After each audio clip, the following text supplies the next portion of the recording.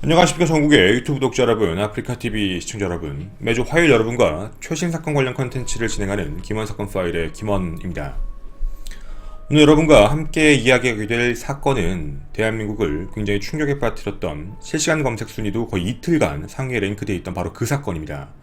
오늘 이 사건은 얼마만큼의 많은 의문점을 남기고 있는지를 여러분과 함께 이야기를 좀 해보고자 하는데, 저희와 함께 컨텐츠 준비해주시는 프로파일러 분들 혹은 그리고 범죄 심리학을 연구하시는 분들의 입장에서는 사건의 밸런스가 맞지 않다라고 이야기를 합니다.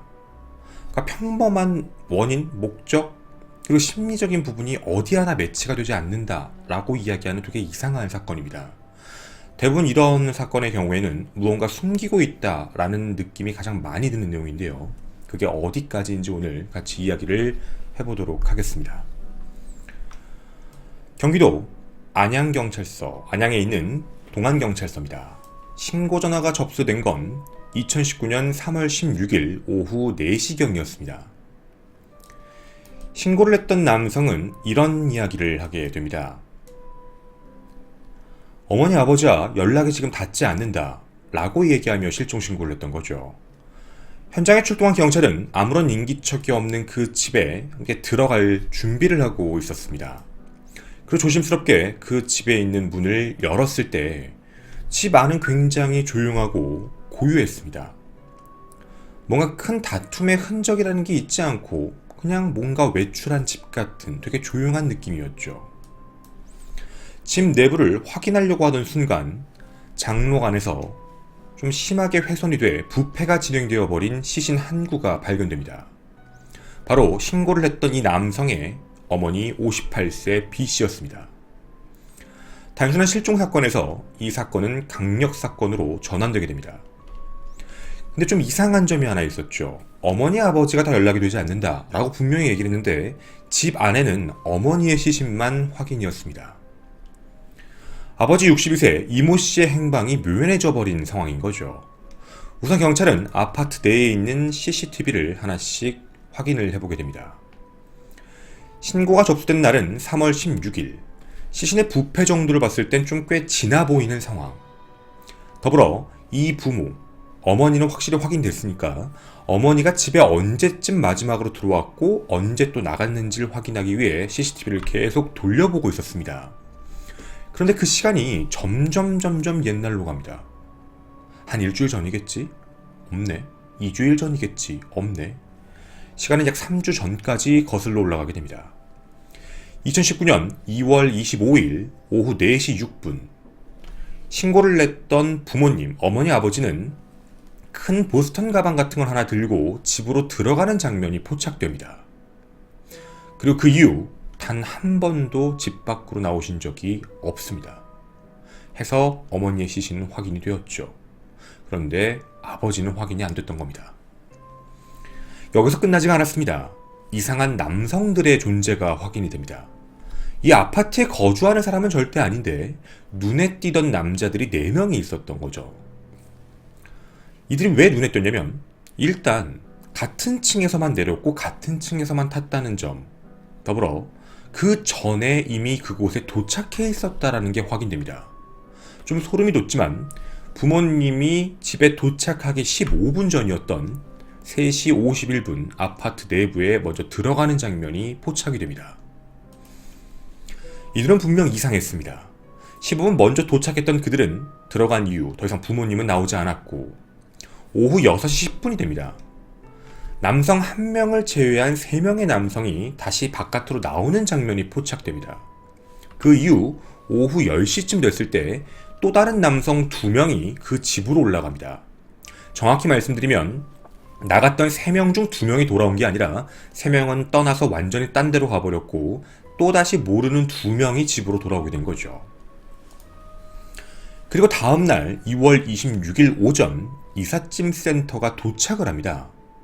그리고 큰 냉장고 하나를 이동시키게 되는데요. 그 냉장고를 평택에 있는 한 공장에다가 넣어놓게 됩니다. 실제 냉장고입니다.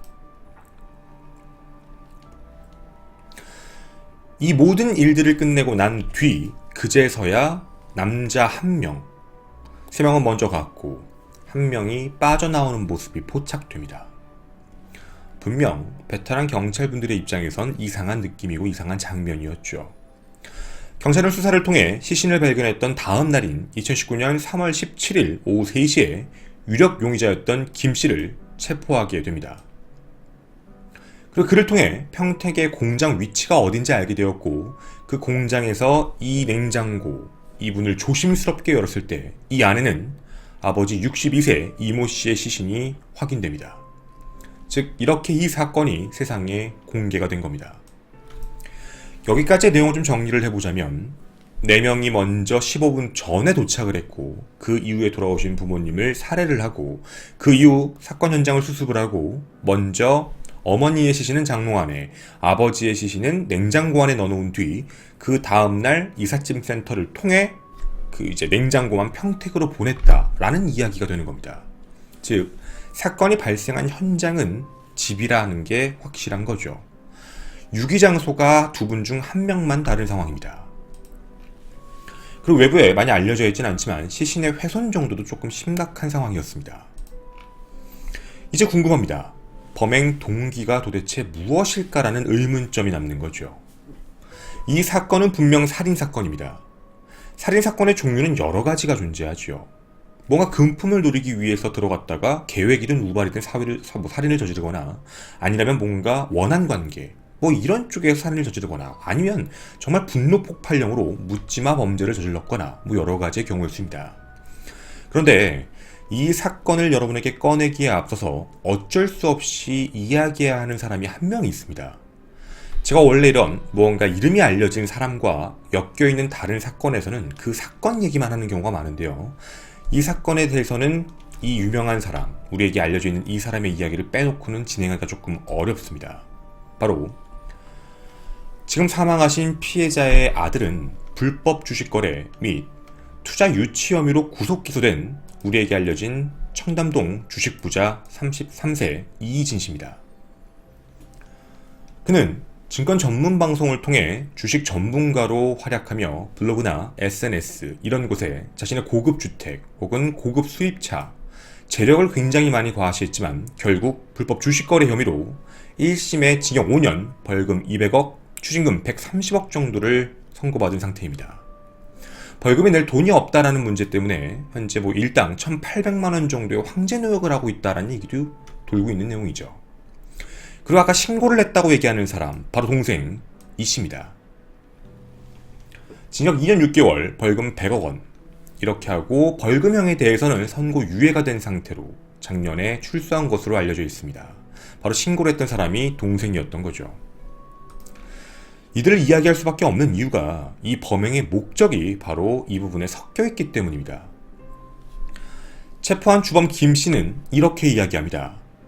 이희진 씨 아버지와 보트 사업을 준비하다가 빌려준 돈이 있는데 그게 2천만 원이다. 근데 그 2천만 원을 돌려주지 않아서 화가 나서 범행을 저질렀다 라고 진술을 하게 됩니다. 즉 2천만 원이 일으킨 참극입니다. 근데 여기서 남는 의문점이 사실 하나 있습니다. 뭐냐면 정말 2천만 원을 받아내기 위해서 살인을 저질렀을까? 정말 그 2천만 원이 목적이었다면 2천만 원 빨리 줘. 나 그거 급해. 당장 그 돈을 받아야 돼. 나 그거 생계의 위협을 느껴. 이런 식이었다면 그럴 수 있다 치겠습니다. 그런데 이렇게 얘기하면 모순점이 존재합니다. 첫째로 채무자가 사망을 해버리게 되면 채권자 김 씨는 돈을 못 받습니다. 그러니까 굳이 그렇게까지 할 필요가 없었다라는 거거든요. 그리고 두 번째입니다. 경찰 조사 결과 2천만 원을 빌려갔다라고 얘기를 하는데 문제는 그 채무관계에 대한 증거가 전혀 존재하지를 않습니다. 자, 그럼 우리가 여기 생각해보고 싶은 건 분명 여기서 얘기하는 김 씨가 주장하는 내가 살인을 저지른 이유가 정말 이게 맞을까라는 이야기인 거죠. 그리고 세 번째로는 이상할 정도의 오버킬 형태입니다. 마치 분노 표출하듯이 그렇게 살인을 저질렀다라는 느낌이거든요. 도대체 왜 그래야 됐을까라는 의문점입니다. 죽여서 돈도 못 받고 죽이고 난 뒤 이렇게 자신은 처벌받을 거에 대한 두려움도 분명히 있었음에도 불구하고 2천만 원 때문에 일으킨 범죄 행위다. 무언가 조금 앞뒤가 맞지 않는 이야기가 아닐까? 라는 생각이었습니다. 그리고 이 2천만 원이라는 숫자에 집중해 주셔야 됩니다. 왜 2천이라고 얘기를 했을까? 이게 거짓이라면 그 이유를 좀 이따 다시 한번 말씀드리도록 하겠습니다. 그리고 두 번째입니다. 많은 사람들은 동생에게 의문점을 갖습니다. 도대체 왜 3주 만에 신고를 했느냐? 살해된 것으로 추정되는 날짜가 2월 25일인데 왜 3주가 지나서야 신고를 했을까? 무언가 이상하다라는 이야기였는데요. 그 이유는 금방 밝혀집니다. 김 씨가 어머니의 핸드폰을 가지고 나와 수차례 서로 카카오톡을 주고받은 게 확인이 됩니다. 예를 들면 엄마인 척을 하고 누구누구 좀 만나봐 이런 이야기를 했다는 거죠. 근데 동생이 느끼다라고 판단을 했던 건 왜 어머니가 전화는 받지 않는 거지? 라는 생각이었던 겁니다. 그 이야기가 며칠 동안 꽤 오랜 시간 동안 지속되자 무언가 이상한 느낌을 알아챈 이 씨가 직접 집을 방문했는데 집의 비밀번호가 변경된 상태였던 겁니다. 왜 집 비밀번호 바꿨어? 라는 카톡에도 답장을 준 거죠. 거기서 바꿨어. 비밀번호 이거야. 그 비밀번호로 쳐봤지만 열리지가 않았습니다. 그리고 그렇게 연락이 끊어진 거죠. 해서 지난 16일 연락이 안 된다며 112에 신고를 하게 된 겁니다. 근데 또 이렇게 얘기하면 이상한 또 의문점이 남습니다. 자, 지금 현재 유기한 모습이 굉장히 이상한데요. 3주라는 시간이 있었습니다. 3주 동안 처리할 수 있는 시간이었던 거죠. 일단 당일날, 다음날이 됐을 때 아버지의 시신은 바로 평택으로 보냈다라는 문제, 분명 계획했다라는 느낌이 많이 드는 대목입니다. 근데 어머니의 시신은 장롱에 두고 그대로 뒀다라는 점. 아까 말씀드렸던 3명이 6시 10분에 나가고 2명이 새로 들어왔다라고 말씀을 드렸는데 그 2명은 들어와서 혈흔을 같이 지웠다고 합니다. 그럼 집안에 있는 증거까지 인멸할 정도의 여유가 있는 상황이고 시간적인 면도 되게 넓었음에도 불구하고 어째서 어머니의 시신은 그대로 뒀을까라는 의문점입니다. 자기가 곧 들킬 수 있다라는 위험성이 있었다면 분명 도주를 하거나 아니면 잠적을 하거나도 가능한 상황이었거든요. 김 씨 같은 경우에는 행적을 조회해 본 결과 그 3주 동안 일본에도 갔다 오고 일상생활을 하고 있었던 것으로 확인됩니다. 대체 왜 그랬을까요? 이 정도의 시간적 여유라면 통상적으로는 어디론가로 이동시킨 뒤 그 안에서 다시 안매장을 하거나 아니면 아예 찾을 수 없는 곳으로 보내거나 이런 방식을 쓸 수도 있는데 말이죠. 이분들 뿐만이 아닙니다. 세 번째입니다. 나머지 3명에 대한 의문점이 더 증폭됐습니다. 바로 이겁니다.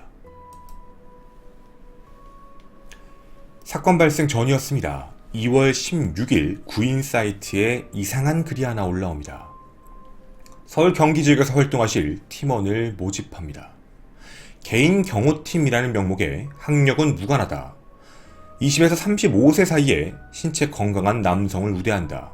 교포 및 외국인도 지원 가능하며 단증 소지, 차량 운전, 즉시 출근 가능, 친구와도 함께 가능하다. 군인 및 운동선수 출신 우대. 성범죄 및 전과 있는 분들의 지원은 불가능하다. 밑에 불법 체류자도 지원이 가능하다 라고 적혀 있습니다. 이 내용이 굉장히 무섭습니다. 그 접수 방법까지 이렇게 적혀 있었던 거죠. 이 내용을 조금 구체적으로 정리해서 얘기를 다시 한번 해보도록 하겠습니다. 학력은 무관하다. 나이대도 신체 건강하면 된다. 여기 나와 있는 모든 건 신원이 확실히 걸리지 않는 사람. 교포 및 외국인 지원 가능하다. 켜라. 단품 소지, 운전 가능 즉시 출근, 군인 출신, 즉 무언가 어느 정도의 능력, 힘을 쓸 수 있는 능력이 있는 사람이면 된다. 성범죄 및 전과는 안 된다. 왜냐면 DNA가 남거든요. 성범죄와 DNA는 한번 체포가 되고 나면 성범죄나 아니면 이런 다른 범죄는 DNA가 등록되는 경우가 있습니다. 그러면 나중에 이후에 범행을 저지르고 난 뒤에 그 안에 남는 증거로서 체포될 확률이 있다라는 걸 알고 있었다라는 거죠. 즉 굉장히 디테일하고 구체적으로 적은 부분입니다. 불법 체류자, 이들의 입장에선 가장 완벽한 사람일지도 모릅니다. 급여에 대한 부분도 굉장히 크죠.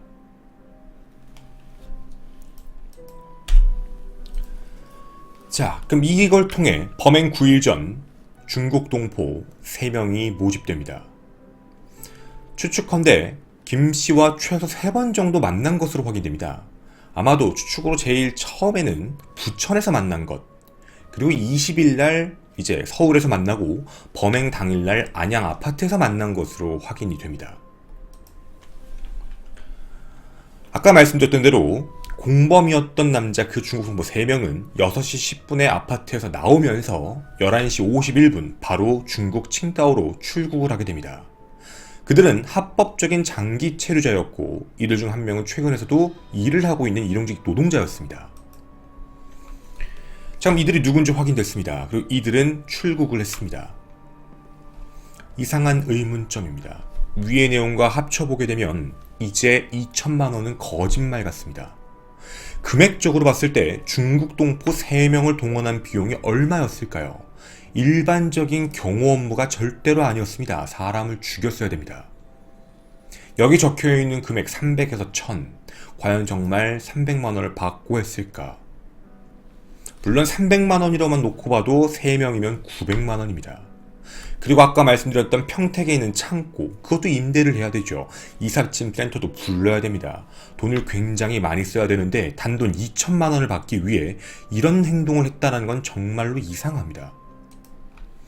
느낌이 아마 범인이었던 김 씨는 이희진 씨의 부모님이 사는 저 집안에 무언가가 있다라는 걸 알지 않고서는, 정말 돈 문제가 아니었다면 그걸 알고 있지 않고서는 이런 동원력을 할 필요가 없다는 거죠.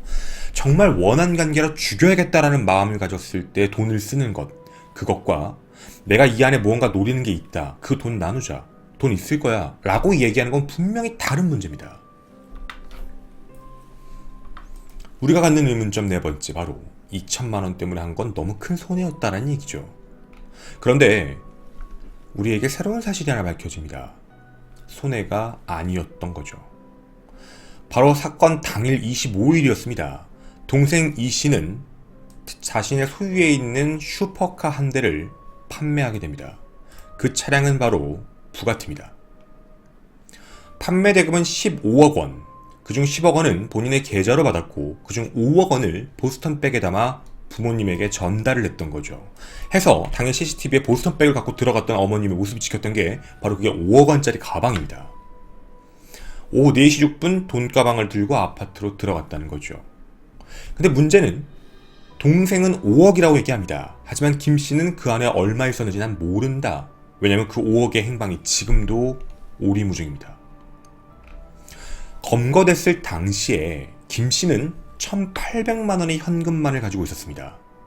그리고 아버지의 시신을 숨겼던 평택 창고 임대금으로 1,500만 원을 썼다라고 진술하고 나머지 돈들은 전부 중국 동포가 나눠서 가져갔다라고 이야기를 합니다. 그러니까 어디 썼는지 진술을 거부하고 있는 거죠. 검거 당시에 갖고 있던 현금 1,800만 원. 대충 느낌이 옵니다. 나 2천만 원 받을 거 있었어요. 즉 1,800만 원을 갖고 있었기 때문에 자기가 2천만 원이라고 얘기한 건 이 부분과 매치가 되는 게 아닐까라는 게 심리적인 분석하시는 분들의 이야기입니다. 자기가 갖고 있는 돈이 1,800이니까 2천만 원 받으려고 했던 거고 난 그것만 받고 끝냈어요. 나머지 돈에 대한 행방은 모릅니다 라고 얘기하는 겁니다. 근데 여기서 이상한 점이 있지요. 첫째, 15분 전이었던 3시 51분 김씨와 공범은 아파트에 먼저 들어옵니다. 돈을 가지고 오는 걸 알았을까요?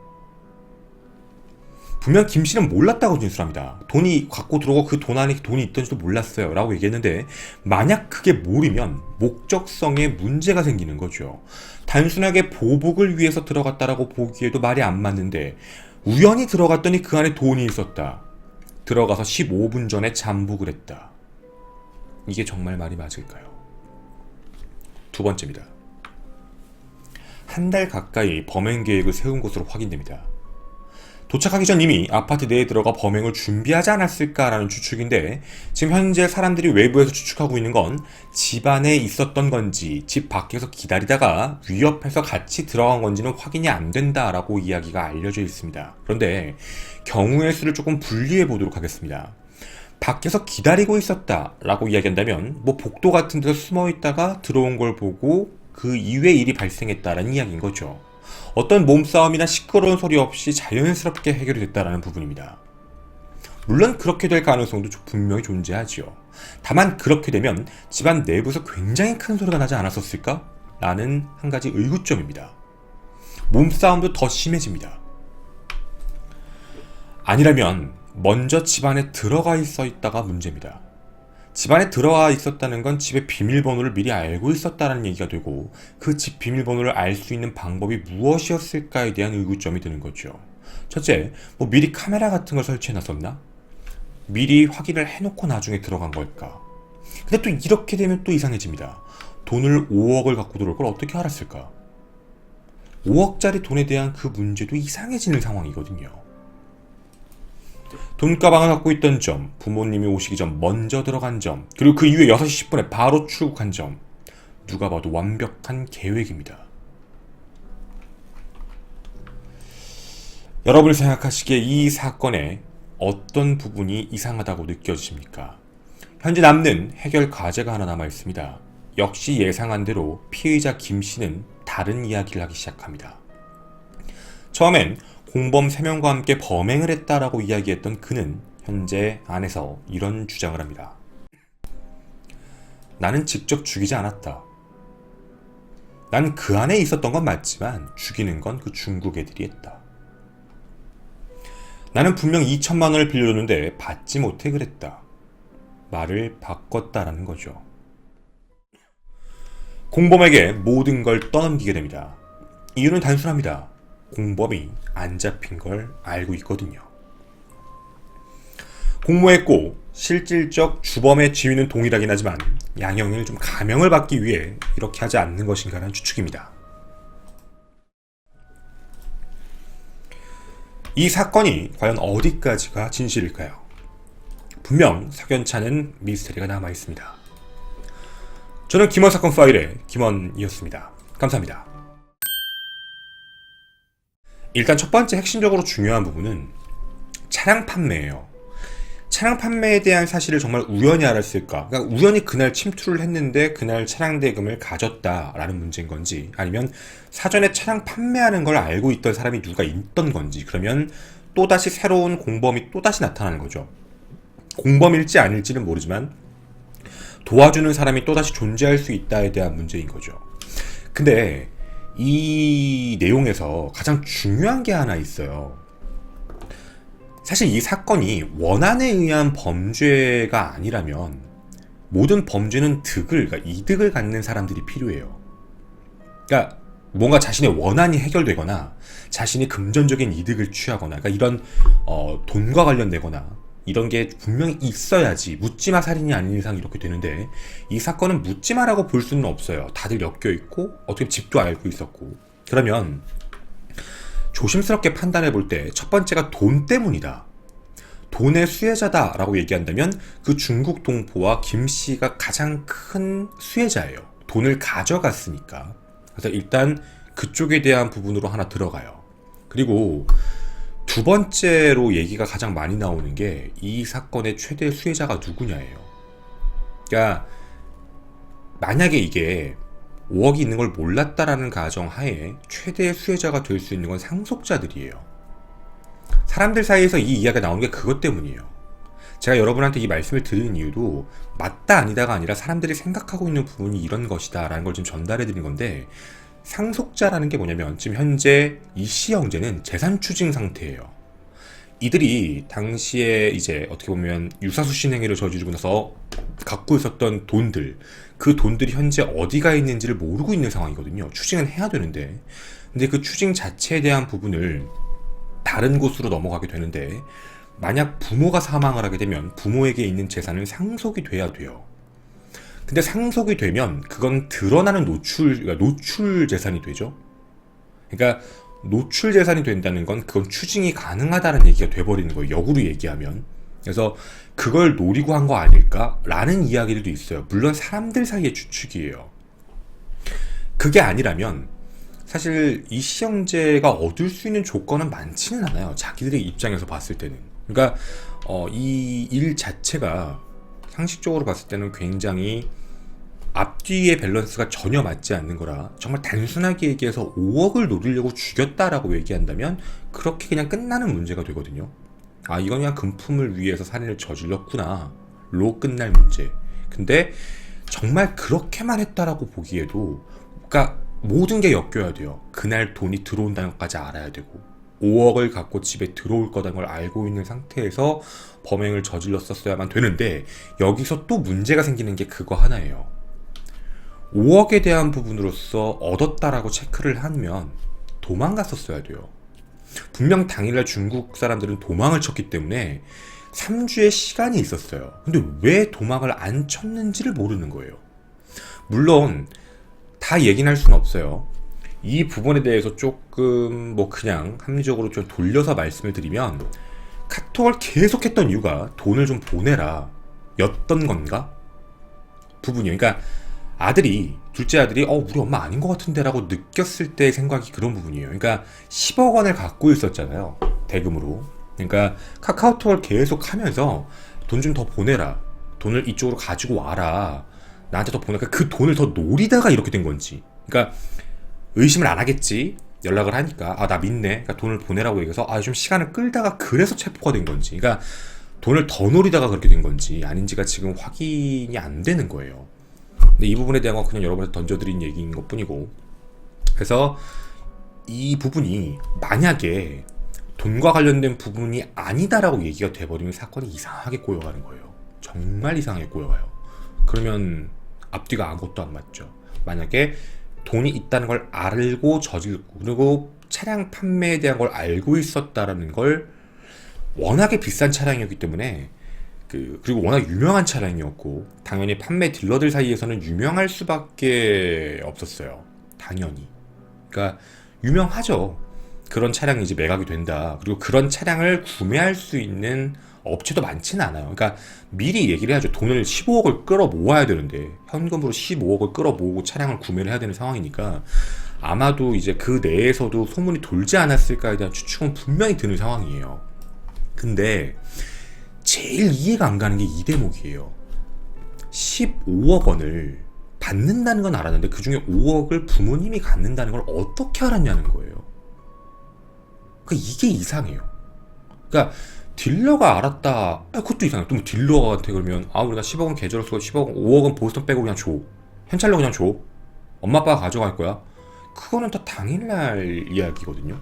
그러니까 이걸 도대체 어떻게 알고 15분 전에 미리 들어가서 준비하고 있었을까에 대한 느낌이에요. 이걸 왜 그랬을까? 그러니까 이게 어떻게 가능했을까? 그래서 우연성을 치고 보기에는 너무 많은 투자를 했죠. 우연이라면 너무 많이 투자했잖아요. 중국 어떻게 보면 킬러죠. 킬러를 3명이나 고용했고, 부른 것도 너무 많고, 친구 또 불러서 닦는 것도 같고, 그 친구들도 돈을 받았을지 모르겠지만, 그러니까 이런 걸로 봤을 때는 조금은 이상하지 않을까라고 생각은 듭니다. 분명히 이 내부에 뭔가 있을 것 같다 해요. 추측이지만. 한게 물론 일단 추측인데요. 6시 10분에 중국인들은 갔고, 그 안에 혼자 남아있던 김씨가 시신과 같이 있고 혈흔이 낭자하니까 친구들 2명을 불러서 청소를 했다. 그게 좋아요. 근데 얼마를 가져갔을까요? 그 중국 애들이. 근데 중국 애들이 돈이 얼마를 가져갔던가, 여러분, 현금을 한 명당 예를 들어서 1억씩 갖고 비행기를 탄다는 게 쉽지가 않아요. 현금 1억을 들고 비행기 탄다고? 그러니까 지금 돈의 행방이 안 잡히는 거예요. 돈이 어디 갔는지. 그러니까 1억을 가방에 넣고 그냥 간다고? 이거 100% 걸려요. 그러니까 외화 유출은 안 돼요. 원칙적으로 얘기하면 유출할 수 있는 금액이 정해져 있기 때문에 이건 불가능한 거잖아요. 현금을 어떻게 갖고 타요? 현금을 그럼 어딘가에 뒀나? 어딘가에? 그러니까 그게 되게 이상한 거예요. 어떻게 됐지? 그러니까 모든 추적이 안 되는 상황에서 돈이 어디 갔을까에 대한 문제인 거죠. 그냥 이제 하시는 분들이 얘기해 주신 거긴 하지만, 어쨌든 그런 생각을 하긴 했다는 거죠. 그러니까 예를 들면 2명이었기 때문에 2명을 전부 다 살해를 했을까? 그러니까 순서라는 게 있을 수 있는 거니까 대부분 당연히 힘이 있는 사람을 먼저 하려고 했고, 분명 말한 대로 원한 관계는 아버지한테 먼저 있었기 때문에 그럼 아버지에 대한 부분을 먼저 하고 나서 그 이후에 처리를 한 걸까? 뭐 이런 부분도 있는 거죠. 근데 이 부분은 뭐 당연히 검찰 뭐 부검도 다 해보고 수사 다 하면서 얘기는 하겠지만 이 지금 김 씨가 진술한 부분 내용 가지고는 말이 앞뒤가 너무 안 맞아요. 다 얘기를 안 하고 있다라는 느낌은 와요. 정확히 얘기 안 하고 있다는 거.